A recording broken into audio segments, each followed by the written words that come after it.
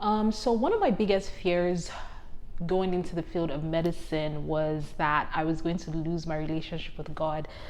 This is a legitimate fear because in the field of medicine, you basically give your time, your life, your emotions. It's a sacrifice, it is. And I took this fear that I was feeling and just gave it to God. I told God that honestly, you know the end from the beginning.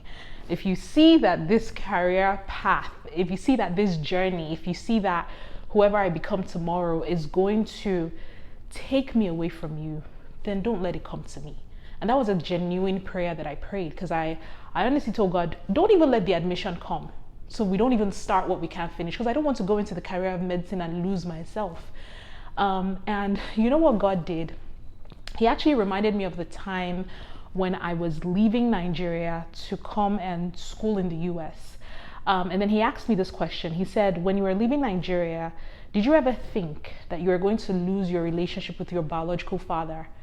And then when he asked me that question, I was like, no, it was never a thought. It didn't even come to my mind, because no matter where I am in the world, my biological dad will still be my biological dad. And Daddy, if you're watching this, just know that I love you. Thank you so much for everything that you do. Okay, so back to the gist. Now, the only thing I knew that was going to change was the medium of communication with my dad, because obviously we're in two different geographical locations. And if anything, we have to call each other, we have to video call each other, and just to keep up, stay in touch and know what's going on. So that was what I knew that had to be modified, the whole communication. And so God told me that. So no matter what season of my life I'm in, no matter what season of my life I'm about to transition into, one, I have to always remember that He will always be my father, no matter where I go, no matter what profession. Secondly, He told me that in every season of my life, in every transition period, I should be ready to be flexible in terms of things will be modified, like the means of communication. And a good example would be, before I started school again, I used to work night shifts for 12 hours. So for me, throughout the night, I'll be at work.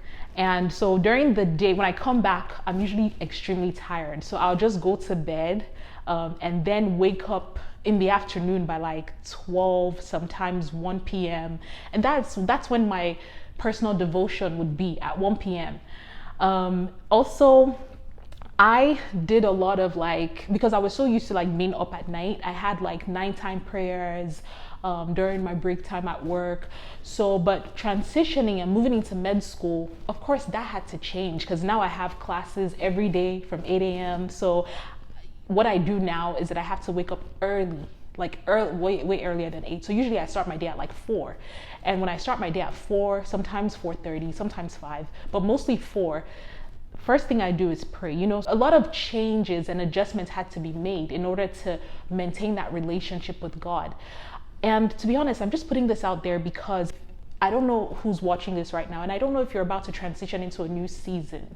I don't know if you're about to transition into a new career, or if you're about to get married, or you're about to start a family and have kids. The times when you were single versus the times when you're married, they're going to be different. So you just have to learn to adjust, pray for the wisdom of God so that He will help you to actually manage your time.